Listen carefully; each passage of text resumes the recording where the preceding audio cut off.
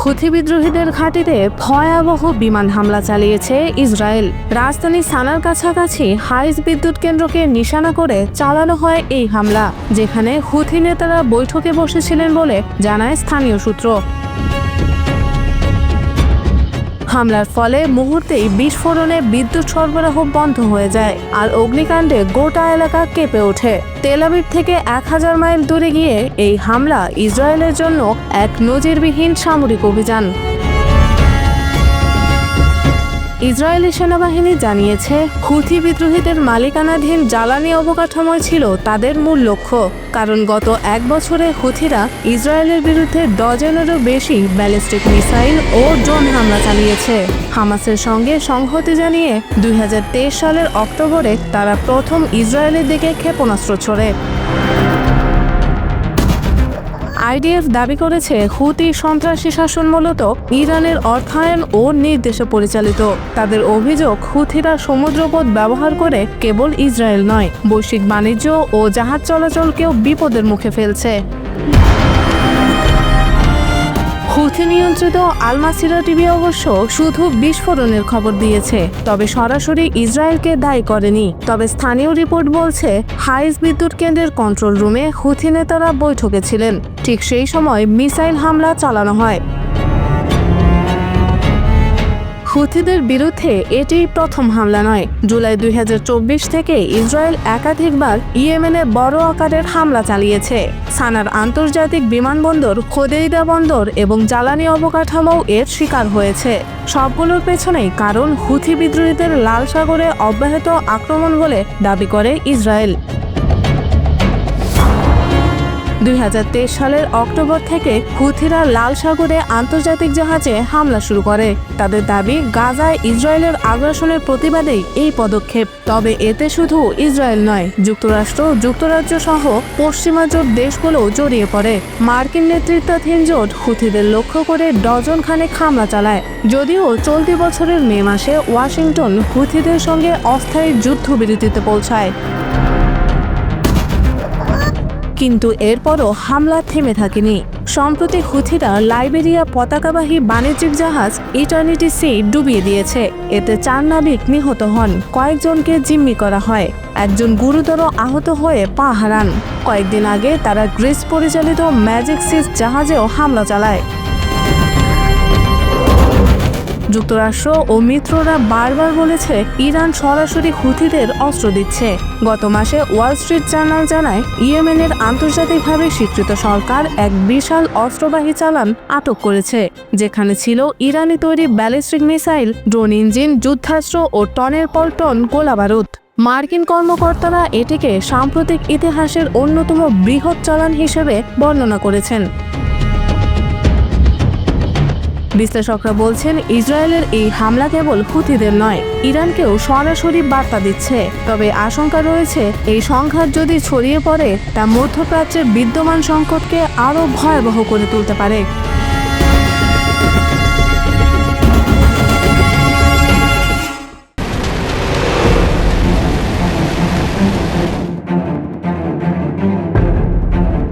এবার জ্বলে উঠল 2 কোরিয়ার সংঘাতের আগুন। একদিকে যুক্তরাষ্ট্র ও দক্ষিণ কোরিয়ার যৌথ সামরিক মহড়া চলছে, অন্যদিকে পরমাণু অস্ত্র ভান্ডারের নজর দিচ্ছে উত্তর কোরিয়া। যুক্তরাষ্ট্রের সঙ্গে দক্ষিণ কোরিয়ার যৌথ মহড়াকে সরাসরি যুদ্ধে উস্কানি হিসেবে দেখছে উত্তর কোরিয়ার সর্বোচ্চ নেতা কিম জং উন। তার মতে, প্রতিপক্ষ যখন পরমাণু মহড়ার ছদ্মবেশে আগ্রাসনের প্রস্তুতি নিচ্ছে, তখন পিয়ংইয়ং হাত গুটিয়ে বসে থাকবে না।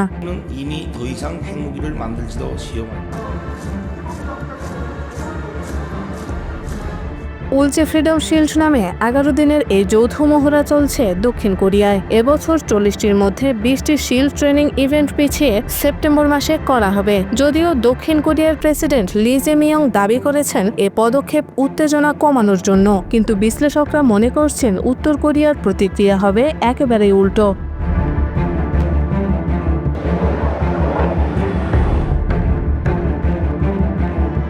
কিম জং উন সোমবার নৌবাহিনীর একটি ডেস্ট্রয়ারে গিয়ে ঘোষণা দেন, এই মহড়া আসলে যুক্তরাষ্ট্র ও দক্ষিণ কোরিয়ার সবচেয়ে শত্রুতাপূর্ণ মনোভাবের স্পষ্ট প্রকাশ। তিনি বলেন, নিরাপত্তা পরিস্থিতি এখন উত্তর কোরিয়াকে দ্রুত পারমাণবিক শক্তি বাড়ানোর দিকে ঠেলে দিচ্ছে।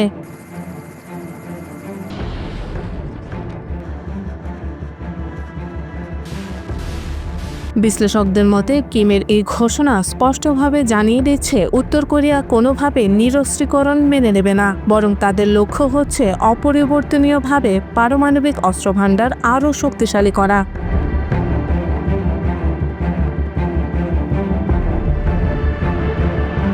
ফেডারেশন অব আমেরিকান সায়েন্টিস্টের এক প্রতিবেদনে বলা হয়েছে, এখন পর্যন্ত উত্তর কোরিয়া পর্যাপ্ত ফিসাইল উপাদান সংগ্রহ করেছে প্রায় 90টি পরমাণু ওয়ারহেড বানানোর মতো, যদিও বাস্তবে তারা তৈরি করেছে আনুমানিক 50টি।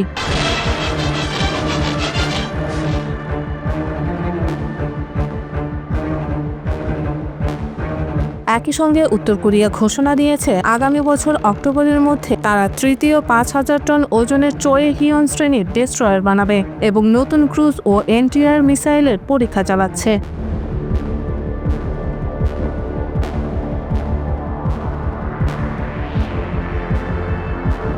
এই পরিস্থিতিতে আগামী সপ্তাহে ওয়াশিংটনে বসছে যুক্তরাষ্ট্রের প্রেসিডেন্ট ডোনাল্ড ট্রাম্প ও দক্ষিণ কোরিয়ার প্রেসিডেন্ট লি জে-মিয়ং এর বৈঠক। আলোচনার কেন্দ্রবিন্দুতে থাকবে উত্তর কোরিয়ার পারমাণবিক হুমকি।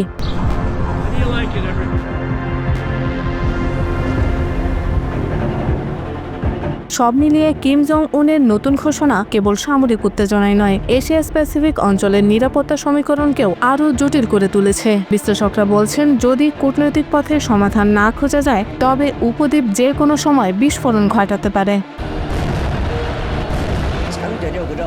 우리 국가의 강대성과 영적 전이 우리의 시대, 우리의 새 받들려.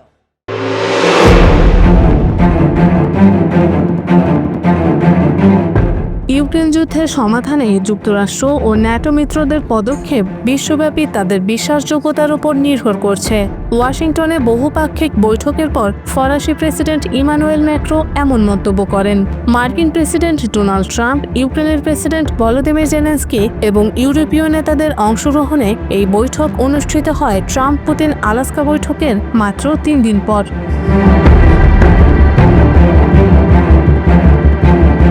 ম্যাক্রো এনবিসি নিউজকে দেওয়া এক সাক্ষাৎকারে বলেন, ইউক্রেন সংকট কেবল ইউক্রেনের মানুষের জন্য নয়, পুরো ইউরোপের নিরাপত্তার প্রশ্ন, কারণ এখানে একটি পারমাণবিক শক্তিকে থামানোর বিষয় জড়িত। রাশিয়া আন্তর্জাতিক সীমান্তকে সম্মান করছে না।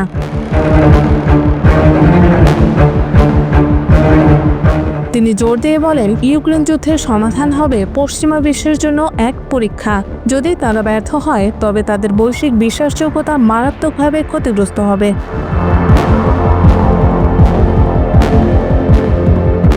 ম্যাক্রো স্বীকার করেছেন ট্রাম্প শান্তি চুক্তি নিয়ে আত্মবিশ্বাসী, তবে তিনি সতর্ক করেছেন কোনো সমঝোতা যেন ইউক্রেন বা ইউরোপের ক্ষতির কারণ না হয়। তার ভাষায়, আমরা চাই একটি শান্তি চুক্তি, কিন্তু সেটা এমন হতে হবে যাতে ইউক্রেন নিজেদের ভূখণ্ড পুনরুদ্ধার করতে পারে, আবার আক্রমণেরও শিকার না হয়। Stop this war to make a diplomatic way of finishing this war, and we are ready for trilateral. তবে ম্যাক্রো একই সঙ্গে হতাশা প্রকাশ করেছেন পুতিনের মনোভাব নিয়ে। তার মতে, বাস্তব পরিস্থিতি দেখে মনে হচ্ছে না রুশ প্রেসিডেন্ট এখনই শান্তি চান, তবুও তিনি যুদ্ধবিরতির আশা রাখছেন। যদিও ট্রাম্প স্পষ্ট করেছেন, যুদ্ধবিরতি শান্তি চুক্তির জন্য অপরিহার্য শর্ত নয়।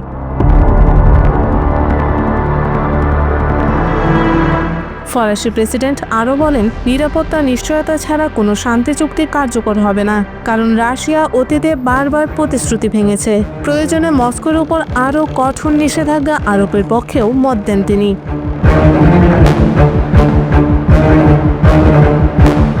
মার্কিন প্রেসিডেন্ট ডোনাল্ড ট্রাম্প বলেছেন, তিনি 2 সপ্তাহের মধ্যে কূটনৈতিক অগ্রগতি আছে কিনা তা স্পষ্ট করবেন। এরপরই হতে পারে বহুল আলোচিত ত্রিপক্ষীয় বৈঠক ট্রাম্প, জেলেনস্কি ও পুতিনের মধ্যে, তবে সময় ও স্থান এখনো নির্ধারণ হয়নি।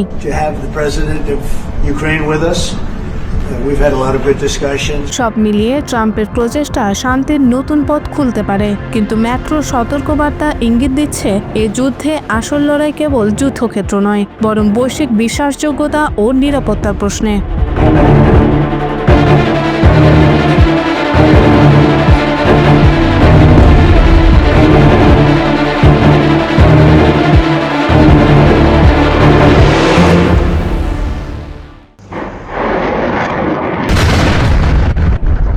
রাশিয়া ইউক্রেন যুদ্ধ যেন দিনে দিনে রূপ নিচ্ছে সাই-ফাই সিনেমার দৃশ্যে। প্রচলিত ট্যাঙ্ক আর আর্টিলারির পাশাপাশি এখন যোগ হয়েছে রোবট আর গ্রাউন্ড ড্রোন। রাশিয়া একের পর এক নতুন নতুন নকশার মানববিহীন যুদ্ধযান নামাচ্ছে ইউক্রেনের বিরুদ্ধে। দেখতে অনেক সময় অদ্ভুত লাগলেও সামরিকভাবে বেশ কার্যকর এসব যুদ্ধবিমান। এই দৌড়ে ইউক্রেনও পিছিয়ে নেই, নিজেদের আয়রন সোলজার নামে রোবোটিক বাহিনী গড়ে তুলেছে। কিন্তু এই পাল্টাপাল্টি প্রযুক্তির প্রতিযোগিতার মাঝে প্রশ্ন উঠছে, এই রোবট যুদ্ধের ভবিষ্যৎ কোথায়? আর মার্কিন সেনাবাহিনীও কি নিজেদের কৌশল বদলাতে বাধ্য হচ্ছে?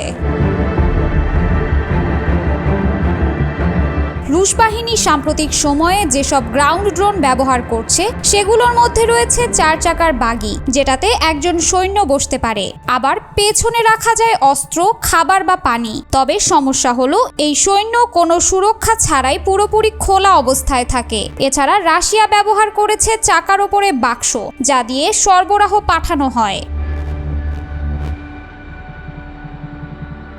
মস্কোর প্রকৌশলীরা এবার তৈরি করেছে একটি ট্র্যাকড গ্রাউন্ড ড্রোন, যেটি একসাথে 10টি রকেট নিক্ষেপ করতে পারে। দেখতে অনেকটা সোভিয়েত যুগের TOS-1 এর মতো হলেও এর ক্ষমতা তুলনামূলক কম। তবে এর বড় সুবিধা হলো এটি মানববিহীনভাবে পরিচালিত হওয়ায় সৈন্যদের ঝুঁকি কমে যায়।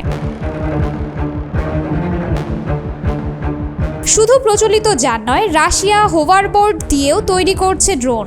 এগুলোতে বসানো হচ্ছে অ্যান্টি ট্যাঙ্ক মাইন বা বিস্ফোরক। রুশ সামরিক বিশ্লেষকরা এগুলোকে বলছে কামিকাজে ড্রোন, যেগুলো একদিকে সস্তা, অন্যদিকে সহজে ব্যবহার করা যায়। রুশ সংবাদ সংস্থা TAS জানিয়েছে, রাশিয়া ইতোমধ্যেই তৈরি করেছে ড্রোন বাস, যা ভেতরে 2টি ফাইবার অপটিক ড্রোন বহন করতে পারে। এগুলোর তারের দৈর্ঘ্য 15 কিলোমিটার পর্যন্ত, অর্থাৎ দূর থেকে নিয়ন্ত্রণ করা সম্ভব। এই প্রযুক্তি রাশিয়ার জন্য বড় ধরনের বাড়তি সুবিধা এনে দিতে পারে। রাশিয়ার এই নতুন নতুন নকশার বিপরীতে ইউক্রেনও চালু করছে তাদের আয়রন সোলজার প্রকল্প। তারা যুদ্ধক্ষেত্রে রোবট ব্যবহার করছে আহত সৈন্য সরিয়ে আনতে, শত্রুর অবস্থান চিহ্নিত করতে, এমনকি বিস্ফোরক ফেলতেও। ইউক্রেন বলছে, যেখানে জনবল কম সেখানে রোবট সৈন্যই তাদের ভরসা। কিন্তু এই পুরো চিত্র দেখে সবচেয়ে বেশি চিন্তিত মার্কিন সেনারা। তারা কয়েক মিলিয়ন ডলার খরচ করে বানিয়েছে রোবোটিক কমব্যাট ভেহিকলস, যার মধ্যে রয়েছে রিপসাও M3, TRX, ওলফেক্স এবং RCV। কিন্তু সমস্যা হলো এই ব্যয়বহুল যানগুলো মাত্র কয়েকশো ডলারের ড্রোন দিয়েই ধ্বংস করা সম্ভব। ফলে এখন মার্কিন সেনারা ভাবছে, অত ব্যয়বহুল রোবট বানানোর কোনো মানে হয় না। এই রোবট যুদ্ধ আসলে ভবিষ্যতের সামরিক কৌশলের দিক নির্দেশ করছে। রাশিয়া সস্তা কিন্তু কার্যকর ড্রোন তৈরি করছে, ইউক্রেন সেগুলোর পাল্টা হিসেবে নিজেদের উদ্ভাবন বাড়াচ্ছে। আর মার্কিন সেনাবাহিনী এখন দ্বিধায় পড়েছে, তাদের ব্যয়বহুল রোবট বাহিনী কি সত্যিই কার্যকর হবে? আগামী দিনের যুদ্ধক্ষেত্রে রক্ত মাংসের সৈন্যের পাশাপাশি লড়বে লোহার সৈন্য। আর এই প্রযুক্তির প্রতিযোগিতা যদি অব্যাহত থাকে, তবে যুদ্ধের রূপ একেবারেই বদলে যাবে।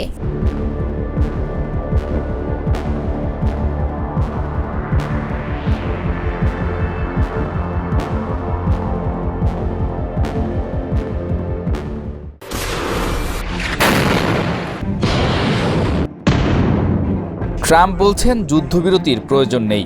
সীমানা পরিবর্তনের শর্ত মেনে নিয়ে কোনোভাবেই রাশিয়ার সাথে ইউক্রেনকে সমঝোতা করতে দেবে না ইউরোপিয়ান নেতারা। ইউক্রেন যুদ্ধ বাঁচাতে তারা একের পর এক অস্ত্র ক্রয় করেছে আমেরিকা থেকে। যে উদ্দেশ্যে এত বড় বিনিয়োগ তা হাসিল করতে তারা সর্বাত্মক যুদ্ধের জন্যও হয়তো প্রস্তুত, মন্তব্য বিশ্লেষকদের। ঐতিহাসিক আলাস্কা বৈঠকের পর হোয়াইট হাউসে জেলেনস্কির সাথে ট্রাম্পের সাক্ষাৎ কি ইউক্রেনের দাবি মানার জন্য নাকি পুতিনের দেয়া শর্তের প্রস্তাবনা? বৈঠকে ট্রাম্পের পক্ষ থেকে যুদ্ধবিরতির প্রয়োজন নেই ধাঁচের মন্তব্য কি সর্বাত্মক রাশিয়া ইউক্রেন যুদ্ধের ইঙ্গিত দিচ্ছে, এমন প্রশ্নও তুলছেন অনেকে। ট্রাম্পের দাবি, তিনি যুদ্ধ চলাকালীনই শান্তি চুক্তি আলোচনাকে প্রাধান্য দিয়েছেন। এই বৈঠকের পর ত্রিপাক্ষিক আলোচনা নিয়েও ধোঁয়াশা তৈরি হয়েছে। আদৌ ইউক্রেন রাশিয়া যুদ্ধের কোনো সুন্দর ভবিষ্যৎ আছে কিনা তা নিয়ে বিশ্ববাসীর সন্দেহ এখন তুঙ্গে। এদিকে ট্রাম্প চান ইউক্রেন ন্যাটোর সদস্যপদ লাভ না করুক। সব মিলিয়ে বিশ্ব রাজনীতিতে একটা তালগোল চলছে। জেলেনস্কির সাথে এই বৈঠকে যোগ দেয় ব্রিটিশ প্রধানমন্ত্রী কিয়ার স্টারমার, ফরাসি president Macron, German chancellor Merz, ইতালির প্রধানমন্ত্রী মেলোনি সহ ইউরোপীয় ইউনিয়নের অনেক শীর্ষস্থানীয় নেতা। তাদের অংশগ্রহণের লক্ষ্য জেলেনস্কিকে একা না পড়তে দেয়া এবং সমন্বিত কূটনীতি পরিচালনা।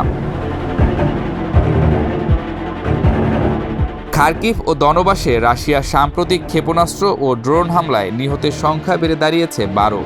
যুদ্ধের তীব্রতা কমেনি এক ফোঁটাও। এতে ইউক্রেনের পূর্বাঞ্চলের শহরগুলোতে চরম নিরাপত্তা সংকট সৃষ্টি হয়েছে। ট্রাম্প তার ত্রিপাক্ষিক তথ্য অনুযায়ী পুতিনকে আলোচনায় আনা গেলে হয়তো সব পক্ষ মিশে একটি চুক্তি করতে পারবে, কিন্তু মস্কো থেকে আগাম কোনো সম্মতি নেই, তাই বাস্তবায়নও অনিশ্চিত।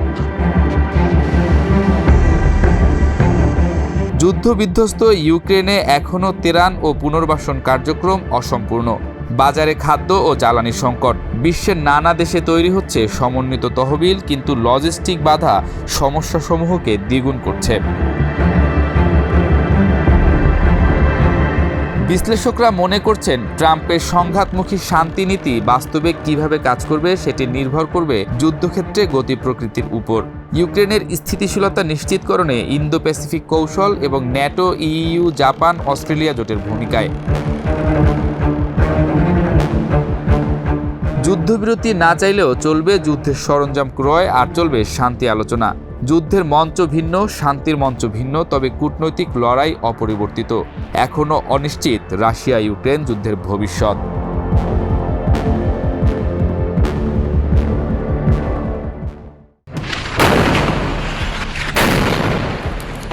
হামাস ইসরায়েলের সঙ্গে 60 দিনের যুদ্ধবিরতিতে রাজি হয়েছে। এই চুক্তি অনুযায়ী অর্ধেক ইসরায়েলি জিম্মিকে মুক্ত করা হবে এবং এর বিনিময়ে ইসরায়েল ফিলিস্তিনি কিছু বন্দীকে মুক্তি দেবে। সোমবার মিশরীয় একটি সরকারি সূত্র এ তথ্য জানায়।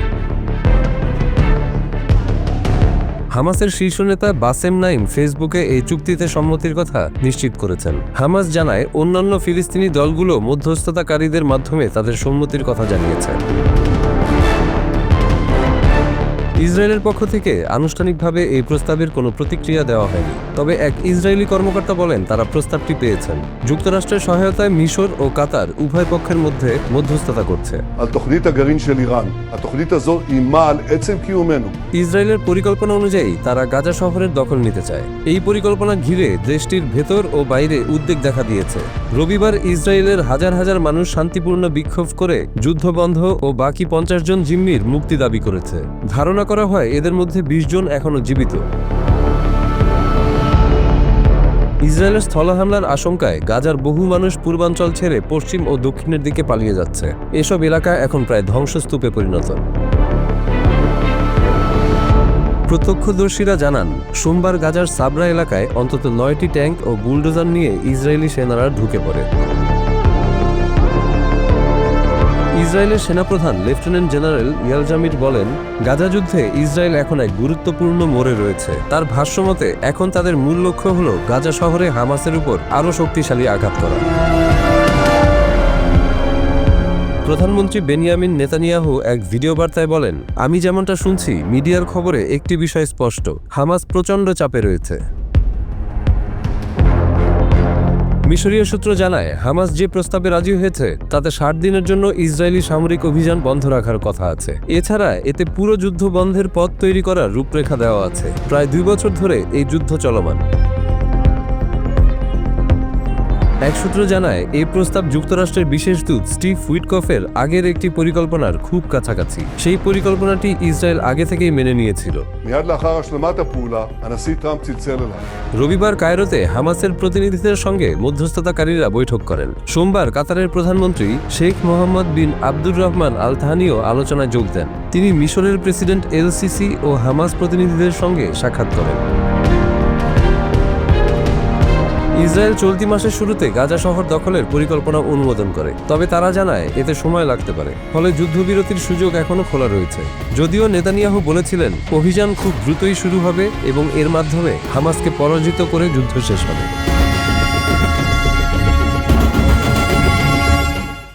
We'll speak to you very soon and probably see you again very soon. And next time in Moscow. আলাস্কায় বহুল আলোচিত ট্রাম্প পুতিন বৈঠক যতটা স্থির করেছে বিশ্বকে, তার চেয়েও বেশি নতুন আলোচনার জন্ম দিয়েছে। বৈঠকটি বিশ্ব গণমাধ্যমের সামনে হওয়ার কথা থাকলেও সাংবাদিকদের প্রশ্নে তোপের মুখে পড়ে রুদ্ধদ্বার বৈঠকের পথ বেছে নিলেন দুই নেতা। বৈঠকের পর এবার একের পর এক ফাঁস হচ্ছে অপ্রকাশিত সব তথ্য। ইউক্রেন যুদ্ধের ইতি টানতে ট্রাম্পকে জমি বিনিময়ের একটি প্রস্তাব দিয়েছেন পুতিন। পশ্চিমা সূত্র বলছে ইউক্রেনের বিশাল পূর্বাঞ্চল ছেড়ে দিলে রাশিয়া সামান্য কিছু এলাকা ফেরত দিতে রাজি হতে পারে। তবে এই প্রস্তাব মেনে নেওয়া ইউক্রেন সরকারের জন্য প্রায় অসম্ভব এক চ্যালেঞ্জ। Технологічні можливості видобутку. পুতিন ট্রাম্প বৈঠকে যুদ্ধবিরতির বিষয়ে তাৎক্ষণিক কোনো সিদ্ধান্ত হয়নি, বরং পুতিন জানিয়ে দিয়েছেন সম্পূর্ণ চুক্তি ছাড়া তিনি কোনো ধরনের যুদ্ধবিরতিতে রাজি নন। অর্থাৎ ইউক্রেনের রাজধানী কিয়েভে প্রতিদিনের ড্রোন ও মিসাইল হামলা আপাতত থামছে না। ফাঁস হওয়া তথ্যে বলা হয়েছে রাশিয়া চায় দোনেক্স ও লুহানস্ক অঞ্চল থেকে ইউক্রেন পুরোপুরি সরে যাক। এর বিনিময়ে দক্ষিণের খেরসন ও জাপোরিজিয়া অঞ্চলে ফ্রন্ট লাইন স্থির রাখার প্রতিশ্রুতি দিতে পারে মস্কো। তবে ইউক্রেন স্পষ্ট জানিয়েছে কোনো দোনেস্কের জমি ছাড়ার প্রশ্নই ওঠে না। Конкретні сигнали щодо ППО. একই সঙ্গে সামান্য কিছু জমি ফেরত দিতেও প্রস্তুত পুতিন, এমনটা দাবি করে পশ্চিমা সূত্রগুলো। উত্তর সুমি ও উত্তর পূর্ব খার্কিভ অঞ্চলের প্রায় 440 বর্গ কিলোমিটার এলাকা ছেড়ে দিতে পারে রাশিয়া, কিন্তু ইউক্রেনের দখলে থাকা ডোনবাসের 6600 বর্গ কিলোমিটার জমির তুলনায় এটি নগণ্য। Інших мотивів там не розумію. Я знаю, що партнери зараз обговорюють. সবচেয়ে সংবেদনশীল ইস্যু হল ক্রিমিয়া।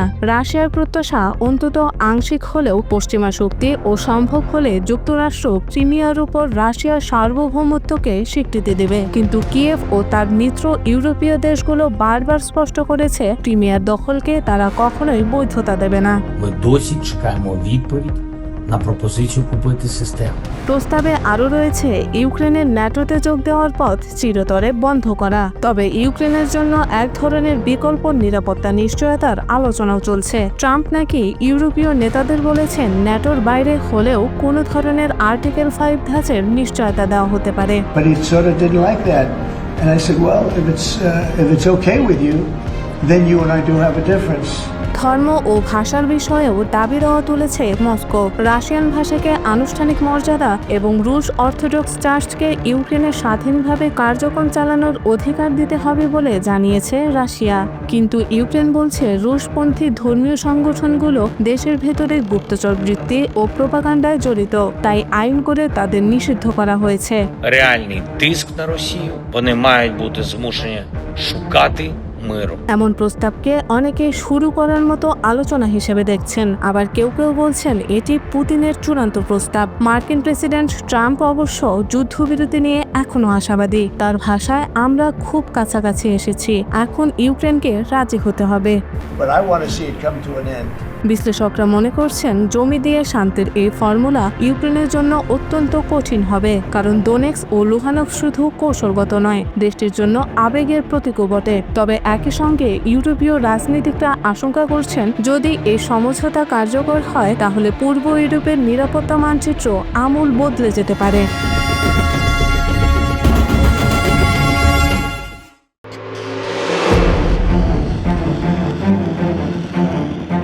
ইউক্রেন যুদ্ধে নতুন করে আলোচনার মাঝেই রাশিয়ার রাষ্ট্রীয় গণমাধ্যম প্রকাশ করেছে এক অদ্ভুত ভিডিও।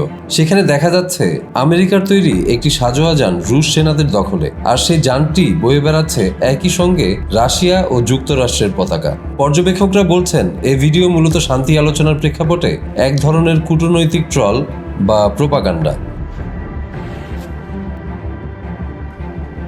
রুশ গণমাধ্যম আরটি জানিয়েছে, ভিডিওটিতে দেখা সাজোয়া যানটি হল মার্কিন যুক্তরাষ্ট্রের তৈরি M113 আর্মড পার্সোনাল ক্যারিয়ার, যা ইউক্রেনীয় সেনাদের কাছ থেকে দখল করা হয়েছে। ফুটেজে প্রচার করা হয় একটি আমেরিকান যান রুশ পতাকা আর আমেরিকান পতাকা একসাথে নিয়ে যুদ্ধ করছে, যা সময় বদলের ইঙ্গিত হিসেবেই ধরা হচ্ছে। তথ্য বলছে, রাশিয়ার আগ্রাসন শুরুর পর থেকে মার্কিন প্রতিরক্ষা দপ্তর ইউক্রেনকে 900-র বেশি M113 পাঠিয়েছে। তবে ওপেন সোর্স গোয়েন্দা সংস্থার হিসাব অনুযায়ী এ পর্যন্ত অন্তত 397টি যান ধ্বংস, ক্ষতিগ্রস্ত, ত্যাগ বা রুশ সেনাদের হাতে পড়েছে। ভিডিও প্রকাশের সময়টিও তাৎপর্যপূর্ণ। মাত্র 3 দিন আগে আলাস্কায় প্রেসিডেন্ট ট্রাম্প ও রুশ প্রেসিডেন্ট ভ্লাদিমির পুতিনের বহুল আলোচিত বৈঠক অনুষ্ঠিত হয়েছে। বৈঠকটি শান্তির নতুন বার্তা দিলেও কোনো বাস্তব ফল এখনো দৃশ্যমান হয়নি, কিন্তু রাশিয়া এই বৈঠককে আন্তর্জাতিক বিচ্ছিন্নতা কাটিয়ে ওঠার প্রতীক হিসেবে তুলে ধরছে। প্রাক্তন মার্কিন সেনা কর্মকর্তা ও ইউক্রেনীয় সেনাদের বিশেষ উপদেষ্টা ড্যান রাইস বলেন, রাশিয়ার প্রচার যন্ত্র ওভারটাইম কাজ করছে যাতে বৈঠককে রাশিয়ার জয় হিসেবে তুলে ধরা যায়, কিন্তু বাস্তবে এটি যুক্তরাষ্ট্রের চেষ্টা একজন পরমাণু শক্তিধর স্বৈরশাসকের হাতে শুরু হওয়া একটি যুদ্ধ থামানোর। অন্যদিকে ইউক্রেনের কৌশলগত যোগাযোগ দপ্তর বলছে, রাশিয়া আসলে শান্তি প্রচেষ্টাকে ব্যঙ্গ করছে। তারা লিখেছে, আমেরিকান পতাকা লাগিয়ে শান্তি প্রচেষ্টাকে আরও উপহাস করেছে। ইউক্রেন প্রেসিডেন্টের কার্যালয়ের প্রধান আন্দ্রি ইয়েরমাক বলেন, রুশ প্রচারকারীরা দেখাচ্ছে রুশ সামরিক সরঞ্জাম মার্কিন পতাকা নিয়ে আক্রমণ চালাচ্ছে। বাস্তবে এটি যুক্তরাষ্ট্রের প্রতীক ব্যবহার করে বেসামরিক হত্যাযজ্ঞ চালানোর দৃষ্টান্ত। হোয়াইট হাউস এখনও আনুষ্ঠানিক কোনো মন্তব্য করেনি, তবে সোমবার প্রেসিডেন্ট ট্রাম্প ওয়াশিংটনে ইউক্রেনের প্রেসিডেন্ট জেলেনস্কি ও ইউরোপীয় নেতাদের সঙ্গে বৈঠক করেন। এই বৈঠকে নিরাপত্তা নিশ্চয়তা ও ন্যাটো ইস্যু নিয়ে আলোচনা হয়।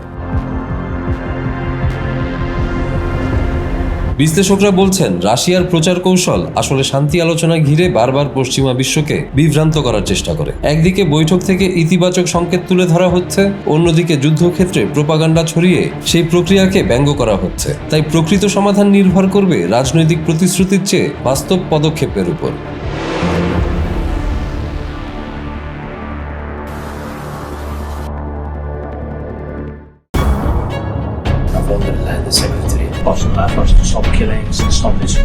আগামী 10 দিনে সত্যিই কি ইউক্রেনের নিরাপত্তা নিশ্চয়তা নিশ্চিত হতে যাচ্ছে?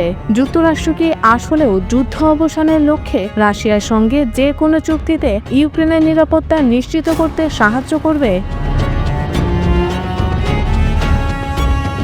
ইউক্রেনের প্রেসিডেন্ট ভলোদিমির জেলেনস্কি জানিয়েছেন, যুক্তরাষ্ট্রের প্রেসিডেন্ট ডোনাল্ড ট্রাম্প ও ইউরোপীয় নেতাদের সঙ্গে বৈঠকের পর আগামী 10 দিনের মধ্যেই কিয়েভের জন্য নিরাপত্তা নিশ্চয়তা সংক্রান্ত বিষয়গুলো চূড়ান্ত করা হবে।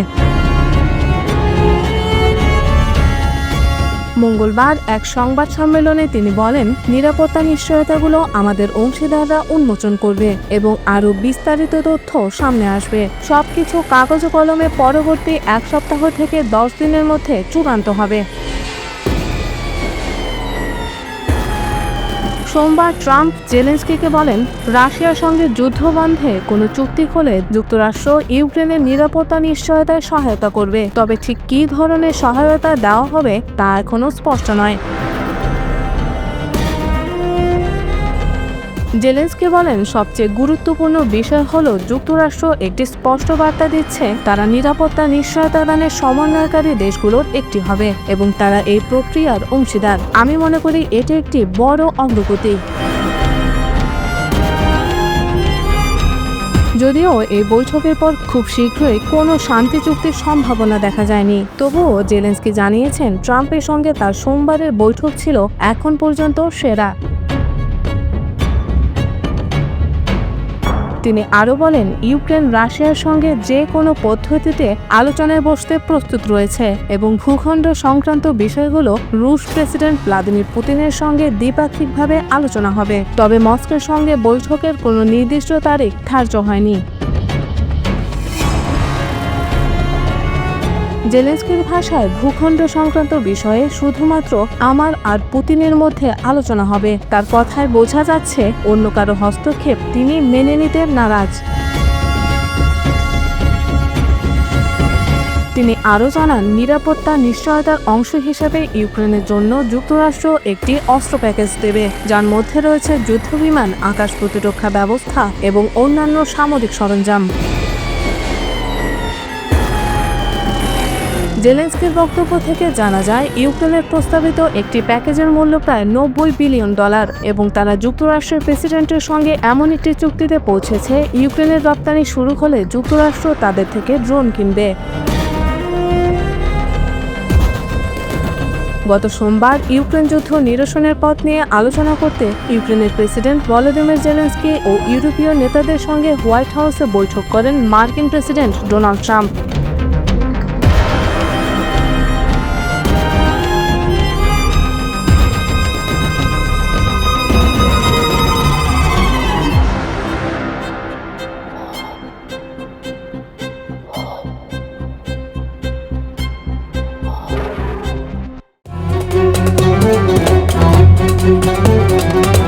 আল আকসা মসজিদের ভেতরে ইহুদিরা দলবদ্ধভাবে উচ্চস্বরে প্রার্থনা করছে, গান গাইছে, নাচছে এবং ইসরায়েলি পতাকা ওড়াচ্ছে। মুসলিমদের অন্যতম পবিত্র স্থান আল আকসা মসজিদে এমন দৃশ্য কিছুদিন আগেও ছিল অকল্পনীয়, কিন্তু গত মাসে এসব ঘটনাই ঘটেছে। ফিলিস্তিনি এবং বিশ্ব মুসলিমদের কাছে আল আকসা শুধু একটি মসজিদ নয়, বরং স্বাধীনতা, আত্মপরিচয় ও মুক্তির সংগ্রামের প্রতীক। অন্যদিকে ইহুদিদের বিশ্বাস, এই স্থানে নির্মিত হবে তাদের তৃতীয় মন্দির বা থার্ড টেম্পল। দীর্ঘদিন ধরে একটি আন্তর্জাতিক চুক্তির মাধ্যমে আল আকসা কেবল মুসলিমদের প্রার্থনার অধিকার নিশ্চিত করা হয়েছিল, কিন্তু 1967 সালে ইসরায়েল পূর্ব জেরুজালেম দখল করার পর থেকে ধীরে ধীরে মুসলিমদের প্রবেশাধিকার সীমিত করা হয় এবং বিপরীতে ইহুদিদের প্রবেশাধিকার বাড়ানো হয়।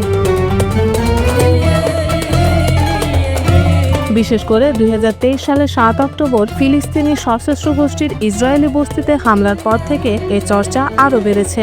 বর্তমানে গাজায় ইসরায়েলের সামরিক অভিযান ও আঞ্চলিক উত্তেজনার মাঝেই আল আকসা নতুন এক সংকটময় মোড়ে দাঁড়িয়েছে। অনেক ফিলিস্তিনি আশঙ্কা করছেন, মসজিদটির ধর্মীয় ও ঐতিহাসিক পরিচয় মুছে দিয়ে এটিকে ধাপে ধাপে ইহুদিদের উপাসনালয়ে রূপান্তর করা হচ্ছে। প্রথমে নির্দিষ্ট কিছু দিনে ইহুদিরা আল আকসায় প্রবেশ করলেও 2017 সাল থেকে এটি প্রায় প্রতিদিনের ঘটনায় পরিণত হয়েছে। ফিলিস্তিনিদের অভিযোগ, ফজরের নামাজের পর ও জোহরের নামাজের পর ইহুদিদের দলবদ্ধভাবে প্রবেশের সুযোগ দেওয়া হচ্ছে। এতে ধীরে ধীরে মসজিদ প্রাঙ্গণকে মুসলিমদের পাশাপাশি ইহুদিদেরও প্রার্থনা স্থল হিসেবে স্বীকৃতি দেওয়ার চেষ্টা চলছে। আল আকসার ওপর ইসরায়েলের কার্যত সম্পূর্ণ নিয়ন্ত্রণ প্রতিষ্ঠিত হয়েছে, ফলে আগের চুক্তিও অকার্যকর হয়ে পড়েছে। 2023 সালের মাঝামাঝিতে ইসরায়েলের সংসদ সদস্য অমিত হালেভি মসজিদ কমপ্লেক্সকে মুসলিম ও ইহুদিদের মধ্যে ভাগ করার প্রস্তাব দেন। তার প্রস্তাব অনুযায়ী কমপ্লেক্সের দক্ষিণাংশের প্রায় 30% মুসলিমদের জন্য বরাদ্দ রাখা হবে এবং বাকি অংশ, যেখানে ডোম অব দ্য রক অবস্থিত, তা ইহুদিদের জন্য সংরক্ষিত হবে। 1 বছর পর কট্টরপন্থী মন্ত্রী ইতামার বেন গাভির এই ধারণার প্রতি সমর্থন জানান, যদিও তিনি সরাসরি মসজিদ ভাগ করার কথা বলেননি, তবে কমপ্লেক্সের ভেতরে একটি সিনাগোগ বা ইহুদি উপাসনালয় স্থাপনের পক্ষে অবস্থান নেন। সর্বশেষ চলতি বছরের মে মাসে অর্থমন্ত্রী বেজালস মরিস জেরুজালেম দিবস উপলক্ষে এক সমাবেশে ঘোষণা দেন, তারা ইসরায়েলের সীমান্ত প্রসারিত করবেন এবং আল আকসার তৃতীয় মন্দির পুনর্নির্মাণ করবেন। ফিলিস্তিনিদের আশঙ্কা, হেব্রনের ইব্রাহিমী মসজিদের মতোই প্রথমে আল আকসার ভেতরে একটি সিনাগোগ তৈরি করে ধীরে ধীরে সম্পূর্ণ দখল নেওয়া হবে। এটি শুধু মসজিদের অস্তিত্বই নয়, মুসলিম বিশ্বের জন্য গভীর হুমকি হয়ে দাঁড়াবে।